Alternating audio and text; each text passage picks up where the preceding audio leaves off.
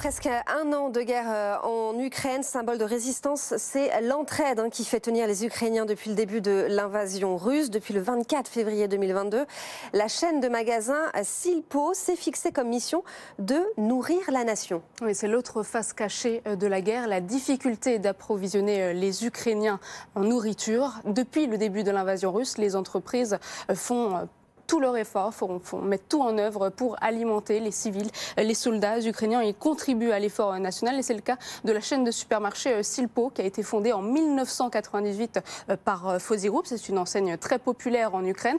En 2021, elle a réalisé un chiffre d'affaires d'1,8 milliard d'euros et même dans les moments les plus sombres, 80% de ces magasins continuaient à fonctionner et à alimenter les civils et les soldats. Sur 330 supermarchés que compte l'enseigne, 32 ont été détruits, d'autres ont été fortement endommagés. L'équipe a pu en réparer une quinzaine, mais c'est seulement à partir des mois de mai et de juin 2022 que la situation a commencé à s'améliorer et que Silpo a pu rouvrir une vingtaine de supermarchés dans les villes de Tcherniv, Kiev, Kharkiv, Boutcha, encore Irpin. La réouverture du magasin de Boutcha restera dans les mémoires comme un acte de résistance parce que c'est la ville devenue symbole des crimes commis par la Russie en Ukraine. Et depuis, la vie reprend partiellement son cours. Oui, depuis l'été 2022, le chiffre d'affaires de l'enseigne Silpo est à hauteur de 80% du résultat d'avant-guerre. À Kherson, l'armée russe a tout pillé, donc des fumeries de poissons, des caisses automatiques ou encore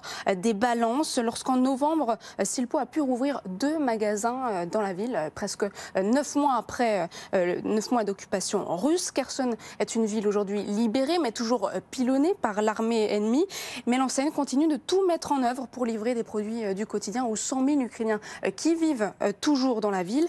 Les magasins situés dans les zones de combat sont fermés à Bakhmut, Kramatorsk ou encore Druskivka. Et puis on compte également une vingtaine de supermarchés situés dans les zones occupées, donc à Mariupol, Melitopol, Lysychansk, Severodonetsk ou encore Berdyansk. Alors là, vous parlez de la situation actuelle, mais avant, à quoi ressemblaient ces supermarchés?